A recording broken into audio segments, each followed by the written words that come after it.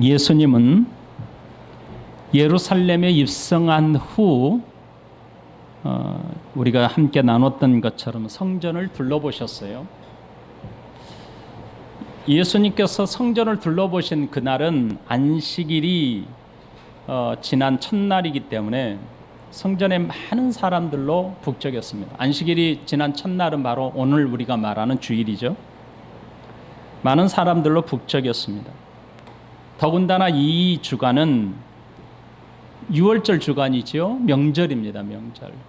그러니까 큰 명절을 며칠 앞두고 있기 때문에 6월절 절기에 필요한 것을 준비하는 사람들로 가득했겠죠.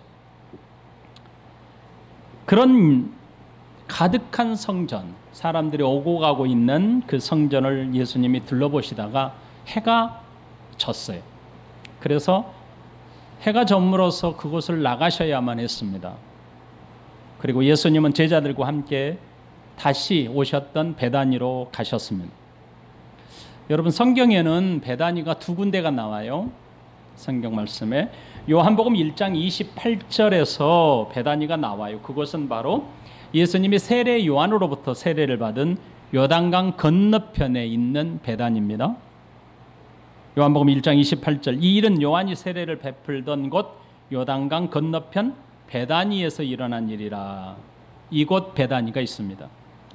또 하나는 오늘 본문에 예수님이 방문하셨던 베다니인데요, 감난산 자락의 언덕에 있는 베다니입니다. 예루살렘에서는 그리 멀지 않는 곳에 위치한 베다니입니다. 그래서 요한복음 11장 18절에서는 이 예루살렘 성에서 약 한 오리쯤 되더라 이렇게 표현하고 있습니다. 베다니는 예루살렘에서 가깝기가 한 오리쯤 되매, 우리가 잘 아는 것처럼 예수님이 이곳에 자주 머무셨어요. 왜냐하면 이곳에는 누가 살고 있었죠? 예수님이 사랑하던 나사로가 살고 있던 곳입니다. 이곳은 부유한 동네가 아닙니다. 예루살렘과 비교해서 상대적으로 소외되었던 곳이기도 합니다. 한센병, 예전에는 문둥병 이렇게 칭하기도 했죠. 한센병에 걸리게 되면 예루살렘 동쪽에 있는 동네에 옮겨 살도록 했는데 바로 그 동네가 바로 베다니라는 동네입니다. 그러므로 이 지역은 유대인들 입장에서 보면 정결한 지역은 아닙니다. 하지만 예수님은 이곳을 자주 방문하셨는데 아까 말씀을 드렸던 것처럼 이곳은 바로 사랑하던 나사로 가족이 살고 있었기 때문입니다. 오늘 본문의 말씀은 무화과 나무 사건을 중심으로 펼쳐져요. 그런데 이 무화과 나무 사건을 중심으로 중간에 성전 사건이 배치가 됩니다.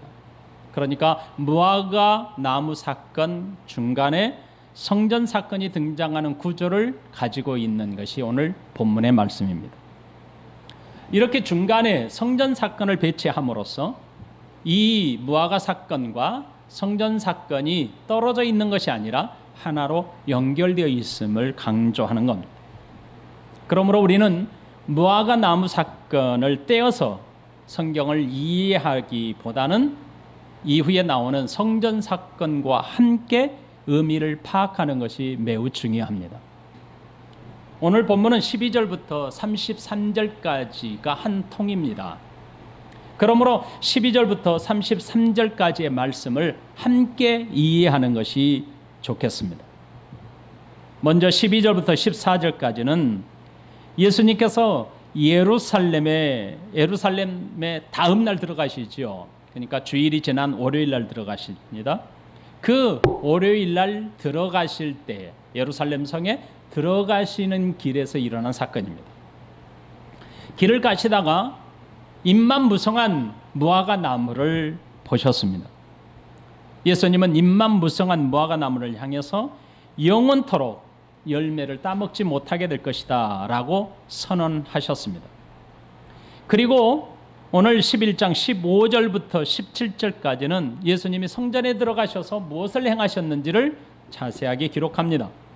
성전에 들어가셔서 성전 안에서 돈 바꾸는 자들, 물건을 파고 사는 매매하는 자들을 쫓아내시고 그들의 상을 엎으십니다. 그리고 그 성전에 아무나 돌아다니지 못하게 말씀하십니다. 그리고 예수님이 말씀하시기에는 이 성전은 만민이 기도하는 내 아버지의 집이라고 말씀하시고 백성들을 강하고 능력 있게 책망하십니다. 이렇게 책망하심으로 성전과 예수님의 관계가 어떤지를 선언하십니다. 그리고 18절은 이 모습을 보고 있었던, 예수님이 행하신 일들을 보고 있었던 대제사장과 서기관들이 예수님을 죽이고자 마음먹습니다. 하지만 그들은 오히려 예수님이 전하시는 교훈에 대단히 놀랍니다. 그리고 오히려 두려워했다고 기록합니다. 그리고 19절에서는 해가 저물자 다시 성 밖으로 나가셨다고 기록하고 20절과 21절에서는 베드로가 다음날 무화과 나무가 뿌리까지 마른 것을 보고 예수님께 상세하게 보고합니다. 그러자 예수님은 23절부터 25절까지 믿음과 기도에 대해서 이 말씀으로 교훈하십니다. 그리고 27절부터 33절은 예수님에 대한 권위에 대한 질의응답에 대한 말씀이 기록이 됩니다. 그러므로 11장 오늘 우리가 읽었던 12절부터의 말씀은 따로따로 떼어서 구분해서 해석하는 것은 무리가 있어 보입니다. 왜냐하면 이 사건 전체가 서로 연결되어 있기 때문입니다. 무화과 나무의 사건을 사이에 두고 성전 사건이 배치가 되죠. 그리고 예수님께서 교훈하신 말씀이 두 번 14절과 17절 22절부터 25절, 29절과 30절, 그리고 33절입니다. 그래서 예수님은 이 사건을 중심으로 해서 크게 두 번에 걸쳐서 강한 교훈을 하십니다. 여러분, 우리가 함께 읽었던 14절 말씀을 한번 보시겠습니까? 예수께서 나무에게 말씀하여 이르시되 이제부터 영원토록 사람이 내게서 열매를 따먹지 못하리라 하시니 제자들이 이를 듣더라. 사람으로서는 흉내낼 수 없는 말씀이죠. 결단코 사람은 할 수 없는 일입니다. 하지만 예수님은 심판을 선고하십니다. 이것은 영원토록이니까 이것은 심판을 선언하신 거죠. 17절에서 예수님은 성전의 주인으로서 한탄하십니다. 그리고 분노가 극에 달았음을 행동으로 보여주십니다.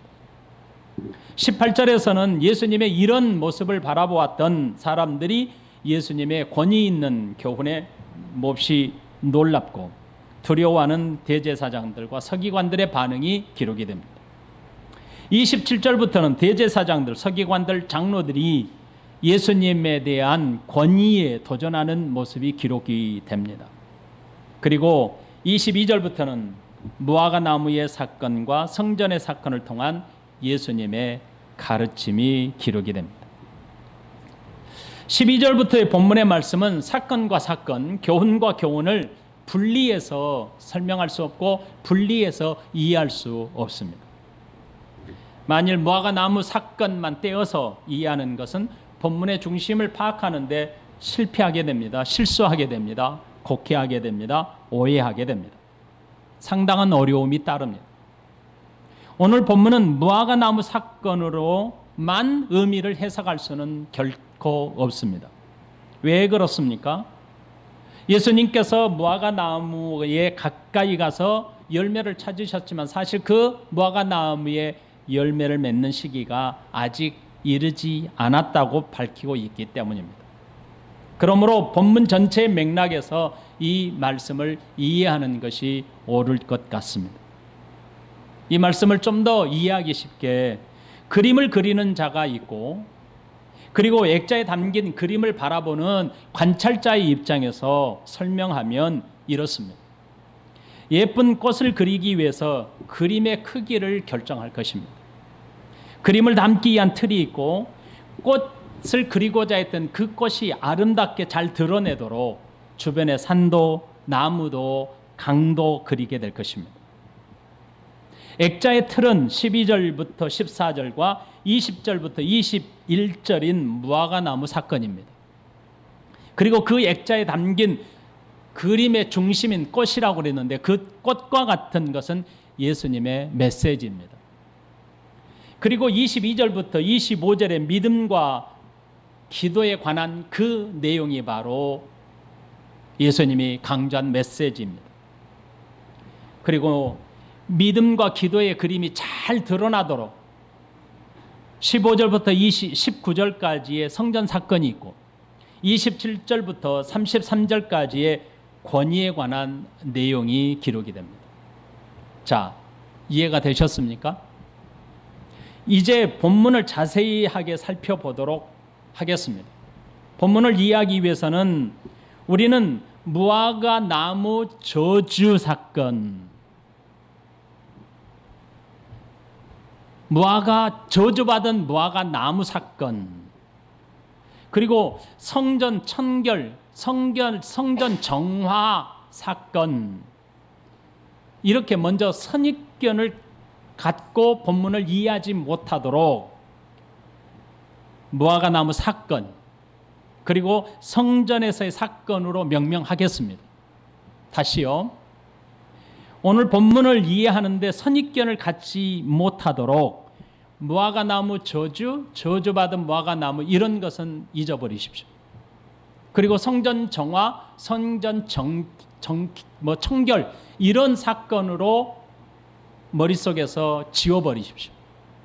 다만 선입견을 갖도록 하지 않기 위해서 성전에서의 사건, 무화과 나무의 사건 이렇게 명명하겠습니다. 그리고 말씀을 차근차근 나누도록 하겠습니다.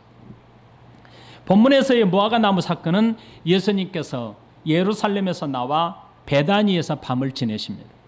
그리고 다시 아침 일찍 일어나 예루살렘 성으로 들어가기 위해서 베다니에서 나오셨을 때의 일입니다. 12절 말씀을 보십시오. 이튿날 그들이 베다니에서 나왔을 때에 예수께서 시장하신지라. 예수님은 어저께 둘러보셨던 예루살렘 성전에 다시 들어가기 위해서 베다니를 출발합니다. 베다니에서 나왔을 때 예수님은 시장한지라 이렇게 기록합니다. 여러분, 본문에서 예수님께서 배가 고프셔서 시장하셨다라고 기록한 이유가 무엇일까요? 예수님께서 아침을 걸으셔서 배가 고팠을 수도 있겠습니다. 그럴 수 있잖아요. 그렇죠? 하지만 본문의 문맥을 통해서 볼 때 예수님이 진짜 육신의 배가 고파서 배가 시장하셨다라고 해석할 수 없습니다. 만일 예수님이 배가 출출하셨다면 다른 곳에서 간식거리를 찾아야 했을 것입니다. 하지만 예수님은 아직 열매를 기대할 수 없는 시기인데도 열매를 맺을 시기가 아닌 무화과 나무에서 먹을 것을 찾으셨다라고 기록합니다. 이것은 예수님께서 육신적인 배고픔이 아니라 다른 의미가 담겨 있다는 뜻을 강조하는 겁니다. 그러므로 오늘 본문에서 시장하다의 단어의 뜻이 무엇인지 한번 살펴보셔야 합니다. 이 시장하다의 어원의 뜻은 육신적인 배고픔의 뜻이 있습니다. 그것만 있는 게 아니고 열정이나 어떤 열망, 갈망을 뜻하기도 합니다. 우리가 아직 내가 이룬 목표를 이루지 못했다라고 표현할 때 이렇게 표현하지 않습니까? 나는 아직도 배가 고프다. 이런 관용적인 표현을 종종 우리가 쓰는 경우가 있습니다. 여러분이 친구와 여러분의 꿈을 위하여 함께 대화를 나누는 중에 나는 아직도 배가 고파 라고 말했다면 육신적인 배고픔으로 해석하는 사람들이 있을 수 있습니다. 그렇죠? 아, 진짜 배고픈가? 이렇게 이해할 수 있습니다. 하지만 본능적으로 배고프다라고 이해하는 사람과 다른 해석이 있다는 것입니다. 여러분, 우리말에 보기만 해도 배부르다는 말이 있지요. 이것은 바로 자식이 맛있게 음식을 먹는 모습을 보는 부모가 하는 말입니다. 부모가 많이 먹었기에, 이전에 음식을 많이 먹었기에 배부르다고 하는 말이 아님을 우리는 너무나 잘 알고 있지 않습니까? 않습니? 여기에 아주 합당한 유명한 말이 있어요. 2002년 한일 월드컵 때를 기억하십니까? 그때 유명한, 여러분이 잘 아는 월드컵 축구 대표팀 감독이 16강을 들어갔고 난 이후에 기자들에게 이렇게 말합니다. 나는 아직도 배가 고프다. 여러분, 이 말을 본능적인 육신적인 배고픔으로 이해하는 사람이 있을까요? 예수님께서 이와 유사한 말씀으로 사랑하는 제자들과 백성들에게 교훈하셨던 적이 있습니다. 하나님 나라의 법칙을 설명하면서 이렇게 말씀하셨습니다. 마태복음 5장 6절, 의에 줄이고 목마른 자는 복이 있나니 그들이 배부를 것이미요 라고 하셨습니다. 여러분, 의에 줄이고 라는 단어가 오늘 본문에서 시장하시다 라와 똑같은 단어입니다. 의에 줄이다라는 의미는 육신적인 배고픔을 의미하지 않습니다. 영적인 목마름과 갈망을 뜻합니다. 그러므로 본문에서 시장하시다라는 표현은 육신적인 배고프다라는 의미가 아니고 영적인 갈망, 영적인 열망을 뜻하는 것입니다.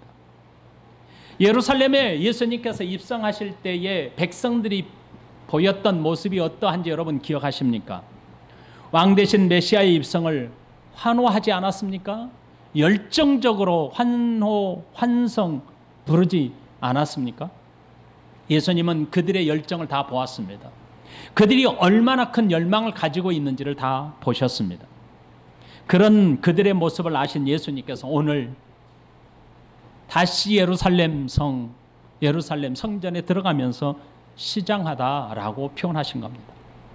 백성들에게서 무엇이 잘못되었는지 예수님은 다 아십니다. 그렇기에 예수님은 전날에 예루살렘에 있는 성전을 살펴보셨고 그곳에서 백성들이 어떤 종교적인 삶의 모습을 보였는지를 다 이해하고 계셨던 것입니다. 그래서 예수님은 이제 따르는 제자들에게 특별한 가르침을 위하여, 특별한 교훈을 위하여 13절 이렇게 말씀하십니다. 멀리서 잎사귀 있는 한 무화과 나무를 보시고 혹 그 나무에 무엇이 있을까 하여 가셨더니 가서 보신즉 잎사귀 외에 아무것도 없더라. 이는 무화과의 때가 아님이라. 예수님은 마침 멀리에 서 있는 잎이 무성한 무화과 나무를 보셨습니다. 그리고 제자들 보는 앞에서 무화과 나무에 가까이 가서 무엇이 있는지 찾으셨습니다.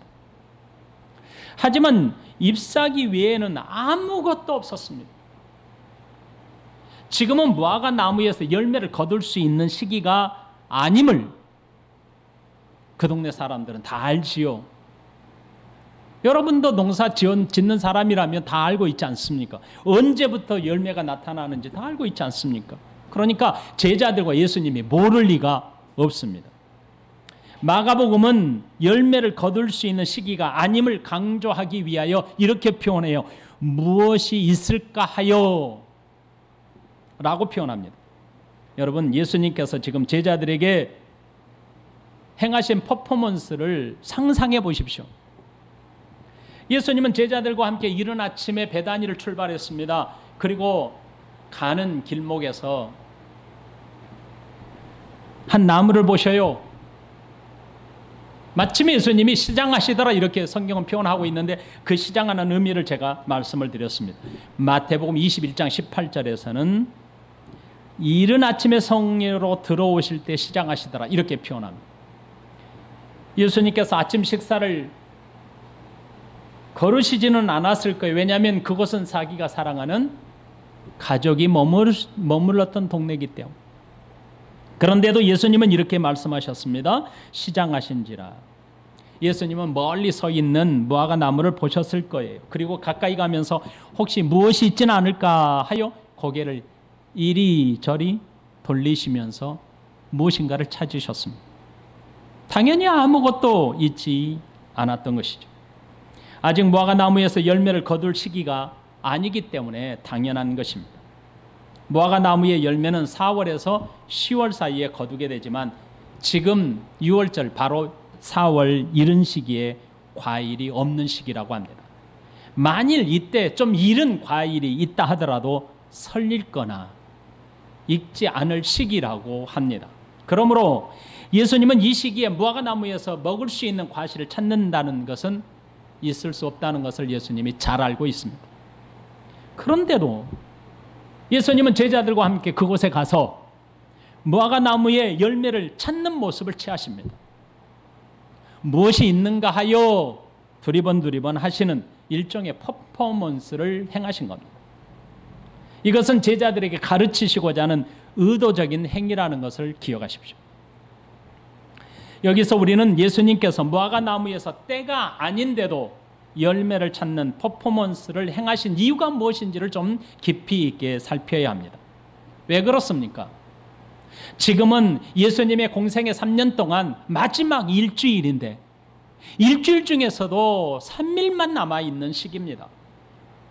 얼마 남지 않는 지상사역 기간 동안에 아주 중요한 일을 행하셔야 하기 때문입니다. 남은 시간이 짧기에 예수님의 가르침은 아주 중요한 사건을 중심으로 가르쳐야만 했을 필요가 있는 겁니다. 지금은 예수님의 마지막 일주일 주간의 여정 가운데 월요일입니다. 예수님께서 퍼포먼스를 행하신 이유를 찾기 위해서 이 무화과 나무가 도대체 무슨 의미가 있는지, 구약의 백성들에게 이 무화과 나무가 가진 의미가 무엇인지를 한번 살펴보셔야 합니다. 하나님은 미가와 스가랴 선지자를 통해서 다음과 같이 약속하십니다. 미가서 4장 4절, 각 사람이 자기 포도나무 아래와 자기 무화과 나무 아래에 앉을 것이라. 그들을 두렵게 할 자가 없으리니 이는 만군의 여호와의 입이 이같이 말씀하셨느니라. 스가랴 3장 10절, 만군의 여호와가 말하노라. 그날에 너희가 각각 포도나무와 무화과 나무 아래로 서로 초대하리라 하셨느니라. 자, 이 말씀을 중심으로 무화과 나무는 메시아가 통치하는 세상이 도래할 때 이 세상이 평화와 번영을 약속하는 상징적인 나무였던 것입니다. 구약의 백성들은 무화과 나무를 볼 때마다 메시아가 도래할 것을 기다렸습니다. 백성들은 무화과 나무가 서 있는 곳을 지나갈 때마다 하나님이 약속하신 그 메시아의 약속을 떠올렸습니다. 열왕기하 4장 25절에서는 솔로몬 왕이 통치하던 그 시기에 백성들의 모습을 이렇게 기록합니다. 솔로몬이 사는 동안에 유다와 이스라엘이 단에서부터 부엘세바에 이르기까지 각기 포도나무 아래와 무화과 나무 아래에서 평안히 살더라. 솔로몬 왕이 통치하던 시기에 평안과 번영한 시기를 이렇게 표현합니다. 무화과 나무 아래에서 평안히 살았더라. 이렇게 표현해주고 있습니다. 그러므로 구약 백성들에게 무화과 나무는 일반적인 여러 나무 중에 하나가 아니라 번영과 평화와 시기를 상정하는 약속의 나무였던 것입니다.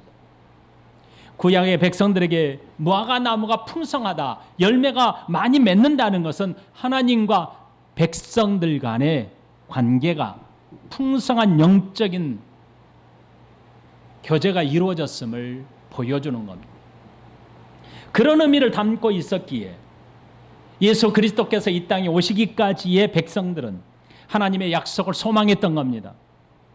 무화과 나무 아래서 그래서 쉬기도 하고 기도도 하는 장소로 사용했던 것입니다. 예수님과 나다나엘의 대화에서 이를 잘 드러내주고 있습니다. 요한복음 1장 47절 48절, 예수께서 나다나엘이 자기에게 오는 것을 보시고 그를 가리켜 이르시되 보라, 이는 참으로 이스라엘 사람이라 그 속에 간사한 것이 없도다. 나다나엘이 이르되 어떻게 나를 아시나이까? 예수께서 대답하여 이르시되 빌립아, 빌립이 너를 부르기 전에 네가 무화과 나무 아래에 있을 때 보았노라. 이렇게 표현합니다. 나다나엘은 바로 무화과 나무 아래에서 쉬면서 기도하고 메시아를 생각했던 겁니다. 여러분, 무화과 나무는 또 다른 의미가 있어요. 무화과 나무는 하나님의 백성들을 상징합니다. 하나님은 자신의 백성들을 종종 포도나무와 무화과 나무로 비유하셨습니다. 하나님의 백성들이 하나님과의 풍성한 교제를 상징하는 포도나무와 무화과나무의 열매로 종종 말씀하셨습니다. 에레미야 24장 3절 이후에 제가 말씀이 길지만 여러분들이 잘 듣고 따라와 보십시오. 읽어드립니다. 여호와께서 내게 이르시되 에레미야야 네가 무엇을 보느냐 하시매 내가 대답하되 무화과인 온데 그 좋은 무화과는 극히 좋고 그 나쁜 것은 아주 나빠서 먹을 수 없게 나쁘니이다 하니 여호와의 말씀이 또 내게 임하니라. 이르시되 이스라엘의 하나님 여호와께서 이같이 말씀하시느니라. 내가 이곳에서 옮겨 갈대아인의 땅에 이르게 한 유다 포로를 이 좋은 무화과 같이 잘 돌볼 것이라. 내가 그들을 돌아보아 좋게 하여 다시 이 땅으로 인도하여 세우고 헐지 아니하며 심고 뽑지 아니하겠고 내가 여호와인 줄 아는 마음을 그들에게 주어서 그들이 전심으로 내게 돌아오게 하리니 그들은 내 백성이 되겠고 나는 그들의 하나님이 되리라. 여호와께서 이와 같이 말씀하시니라. 내가 유다 왕 시드기야와 그 고관들과 예루살렘에 남은 자로서 이 땅에 남아있는 자와 애굽 땅에 사는 자들을 나빠서 먹을 수 없는 이 나쁜 무화과 같이 버리되 세상 모든 나라 가운데 흩어서 그들에게 환난을 당하게 할 것이며 또 그들에게 내가 쫓아보낼 모든 곳에서 부끄러움을 당하게 하며 말거리가 되게 하며 조롱과 저주를 받게 할 것이며 내가 칼과 기근과 전염병을 그들 가운데 보내 그들이 내가 그들과 그들의 조상에게 준 땅에서 멸절하기까지 이르게 하리라 하시니라. 좋은 무화과는 하나님이 돌보시고 나쁜 먹을 수 없는 나쁜 무화과 나무는 버릴 것이라 말씀하신 겁니다. 이것은 바로 백성들, 자신의 백성들을 상징한 것입니다. 호세아 9장 10절에서도 이렇게 말합니다. 옛적에 내가 이스라엘을 만나기를 광야에서 포도를 만남같이 하였으며 너희 조상들을 보기를 무화과 나무에서 처음 맺힌 첫 열매를 봄같이 하였거늘 그들이 바알볼에 가서 부끄러운 우상에게 몸을 들임으로 저희가 사랑하는 우상같이 가정하여졌도다. 무화과 나무로 백성들을 비유하십니다. 하나님은 백성들에게 포도나무와 무화과 나무로 비유하시면서 그 나무가 열매를 맺음같이 너희가 이렇게 하나님 앞에 열매를 맺어야 된다라고 말씀하셨습니다. 하나님은 자신의 백성들이 이토록 하나님의 말씀에 순종하여 열매 맺는 삶을 원하셨습니다. 그러나 백성들은 하나님의 뜻에 따라 살지 못했습니다. 이제 여기까지의 말씀을 좀 정리해 보십시다.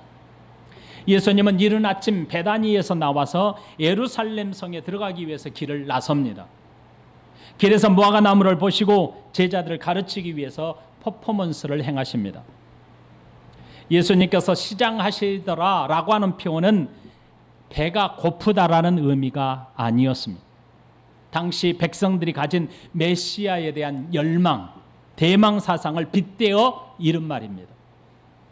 예루살렘에 입성하실 당시 군중들은 자신의 겉옷을 벗어서 길에 펴고 감람나무 가지를 꺾어 길에 펴고 손에 들고 외치던 그들의 열정의 모습을 예수님은 보셨고 그 열정이 얼마나 어리석었는지를 예수님은 잘 알고 계십니다.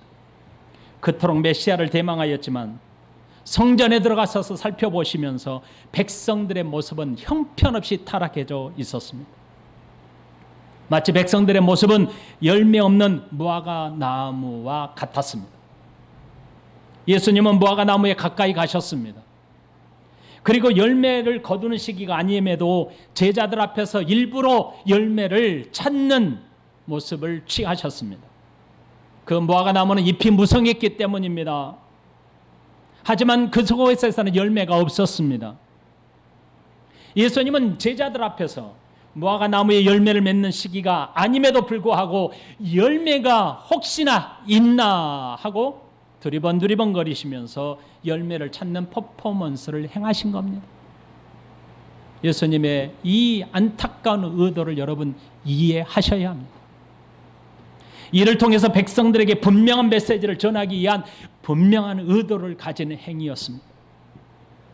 예수님께서 행하신 퍼포먼스는 의미 없이 행하신 적이 없습니다. 이렇게 행하신 이유가 무엇입니까? 바로 하나님의 나라의 진리를 가르치기 위함입니다. 예수님께서 이런 퍼포먼스를 행하실 수밖에 없는 이유는 제자들과 백성들에게 말씀을 가르쳐도 깨닫지 못하고 이해하지 못했기 때문입니다. 아무리 가르쳐 주어도 깨닫지 못하는 우둔한 백성들을 위해 아주 강렬한 퍼포먼스를 진행해야만 했던 것입니다. 강하고 충격 있는 퍼포먼스를 통해 하나님의 바른 진리를 가르쳐야만 했던 겁니다. 예수님께서 강한 충격의 퍼포먼스를 행하심은 그만큼 백성들의 무지가 크다는 겁니다. 백성들이 지금 잘못되었다는 것입니다. 예수님은 보이는 무화과 나무를 통해서 보이지 않는 하나님의 나라의 진리를 가르치신 겁니다. 무화과 나무의 열매를 찾지 못하신 예수님은 그 자리에서 이렇게 말씀하십니다. 14절 보십시오. 예수님께서 나무에게 말씀하여 이르시되 이제부터 영원토록 사람이 내게서 열매를 따먹지 못하리라 하시니 제자들이 이를 듣더라. 잎이 무성하지만 열매가 없는 무화과 나무를 향하여 이제부터 영원토록 사람이 내게서 열매를 따먹지 못하리라 라고 말씀하십니다. 이 말씀은 이제부터 영원토록입니다.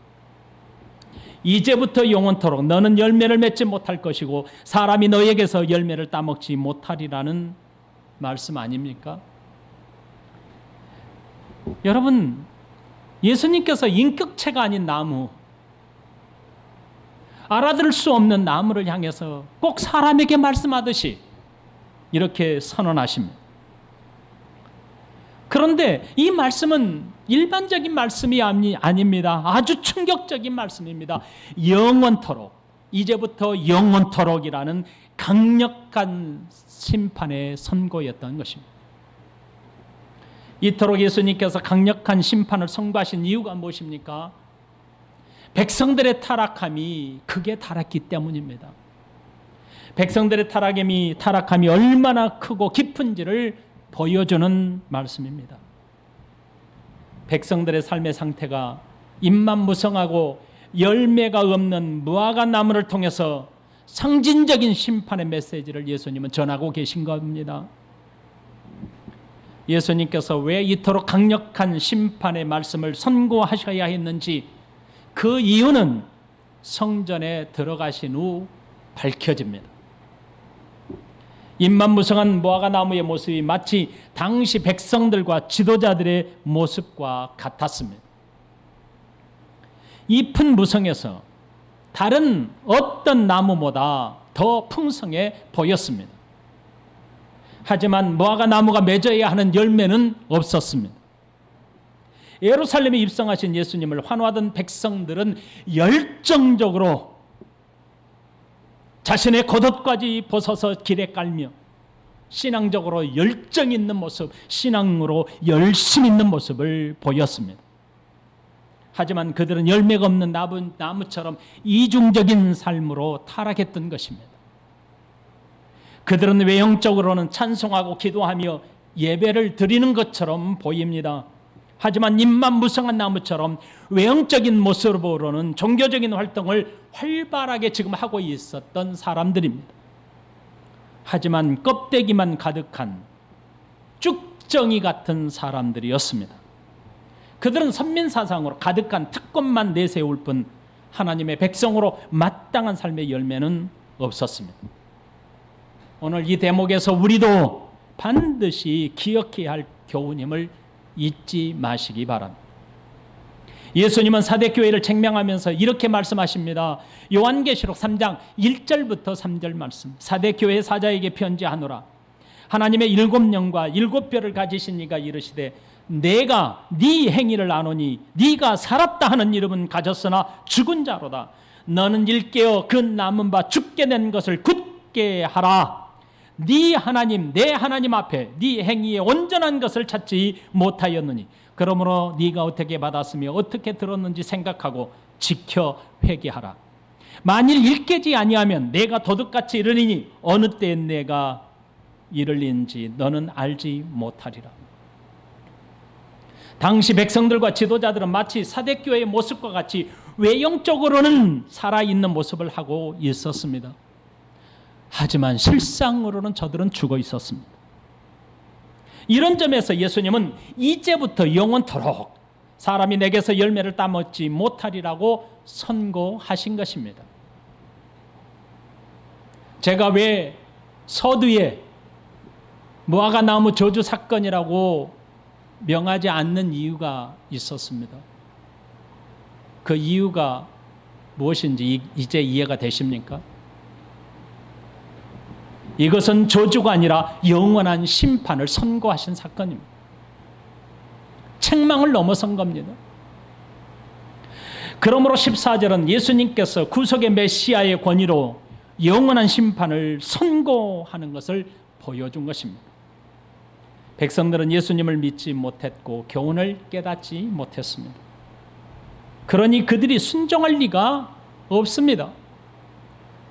오히려 자신들의 행위에 정당성을 부여하여 예수님을 오히려 죽이고자 달려드는 겁니다.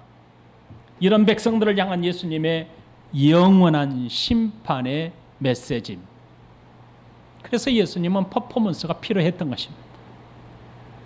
예수님은 심판을 선고하심으로 하나님의 뜻에 순종하지 않는 자들에게 약속한 말씀을 성취하십니다. 이 퍼포먼스가 바로 말씀의 성취였던 것입니다. 여러분, 예레미야 8장 13절에 뭐라고 하나님이 약속하셨습니까? 여호와의 말씀이니라. 딱 못을 박습니다. 이건 약속입니다.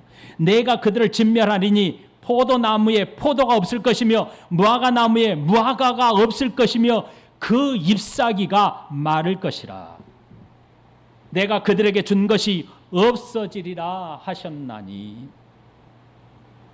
열매 맺지 못한 무화과 나무, 열매 없는 하나님의 백성들을 향하여 예수님은 말씀을 성취하십니다. 열매가 없는 백성들의 열심과 그들의 열망이 얼마나 잘못되었는지 이 말씀을 통하여 저들에게 강하게 책망하신 겁니다. 백성들이 가진 잘못된 열심과 열정으로 가득한 메시아에 대한 대망은 결단코 생명에 이르지 못한다는 심판의 선고입니다. 법적정 선고였던 것입니다. 그러므로 무화과 나무의 사건은 상징적인 사건으로 제자들을 가르쳤던 것입니다. 본문에서는 잊지 않고 이 말씀을 이렇게 기록합니다. 제자들이 이를 듣더라. 예수님께서 이렇게 행하신 모든 것들을 제자들이 듣고 있더라고 기록함으로써 예수님의 퍼포먼스가 앞으로 어떻게 전개될 것인지를 바라보게 하셨습니다. 그리고 제자들이 자세하게 들었던 예수님의 말씀은 실제적으로 저들이 깨닫게 됩니다. 언제 깨닫게 됩니까? 부활하신 이후에나 깨닫게 됩니다. 본문과 병행 구절인 요한복음에서 제자들이 깨닫게 된 것은 부활 이후라고 기록합니다. 요한복음 2장 22절, 죽은 자 가운데서 살아나신 후에야 제자들이 이 말씀하신 것을 기억하고 성경과 예수께서 하신 말씀을 믿었더라. 이렇게 기록합니다. 제자들은 앞으로 예수님의 행적에 자세하게 듣고 또 배워야 했던 것입니다. 예수님께서 왜 이토록 분노에 찬 확고한 심판을 할 수밖에 없었는지, 예수님께서 왜 이렇게 충격적이고 강렬한 퍼포먼스를 행할 수밖에 없었는지, 그 이유는 다음 주에 나눌 15절 이후에 분명하게 기록이 됩니다. 도전을 함으로 오늘 말씀을 마치겠습니다. 여러분, 종교인과 그리스도인들의 차이점이 무엇인지 아십니까? 종교인과 그리스도인들의 차이가 무엇인지 아십니까? 종교인은 자신의 이익에 따라 신앙의 삶이 결정이 됩니다. 그가 기도하든 그가 예배하든 그가 하나님 앞에 어떤 행위를 하든 자신의 이익에 따라 결정합니다. 자신의 이익에 따라 신앙의 삶에 사는 사람들은 잎만 무성한 무화과 나무와 같다는 것입니다. 그들은 외형적인 모습에 관심이 대단히 많습니다. 그러기에 종교인은 돈과 사람에 따라 신앙의 모습이 달라집니다. 이런 사람들이 바로 종교인입니다. 이 종교인의 모습은 다음 주에 자세하게 드러납니다. 이들의 모습은 돈이 없어지면 화를 내거나 하나님에 대한 믿음 자체를 버려버립니다. 그리고 사람들이 나를 어떻게 생각할까에 자신의 삶을 투자합니다. 내가 얼마나 친절한지를 인식시키고자 합니다. 내가 얼마나 착한 사람인지를 알리고자 합니다. 그러다 보면 이제 사람들이 무서워지고 사람들이 두려워집니다. 사람들이 나를 어떻게 생각할까에 대해서 두려움이 생깁니다. 돈도 마찬가지입니다.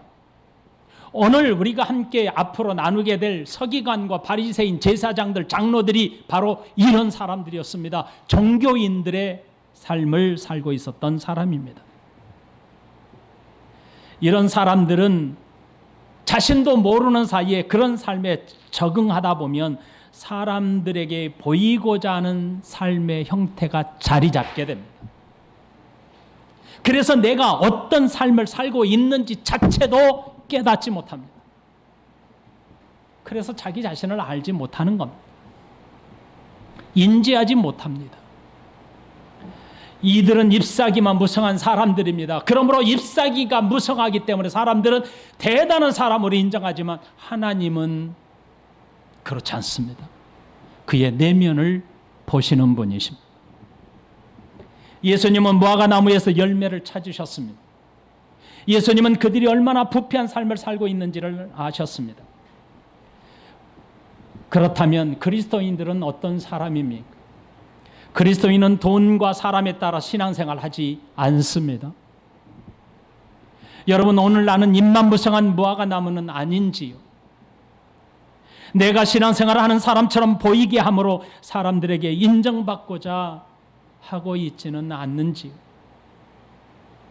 하나님으로부터 물질적을 복을 받았다는 것으로 사람들에게 인정받고자 하지는 않는지요? 우리는 하나님 앞에 잎만무성한 무화과 나무와 같지 않는지 자신을 진실함으로 생각하고 하나님께 나아가야 합니다. 진실한 신앙인으로 사람들에게 인정도 받게 되기를 바랍니다. 하나님께도 인정받기를 바랍니다. 하나님 나라의 백성은 진실함에 있습니다. 그 진실함이 다릅니다. 또 하나의 도전입니다. 하나님께서 무화과 나무를 심으신 이유가 무엇이었습니까? 하나님께서 무화과 나무를 바라보며 신앙생활하도록 살도록 허락하신 이유가 무엇입니까? 무화과 나무는 길에 서 있어서 배고픈 자들에게 지나가는 사람들이 얼마든지 따먹을 수 있도록 항상 열매를 맺어야 하는 것이 무화과 나무였습니다.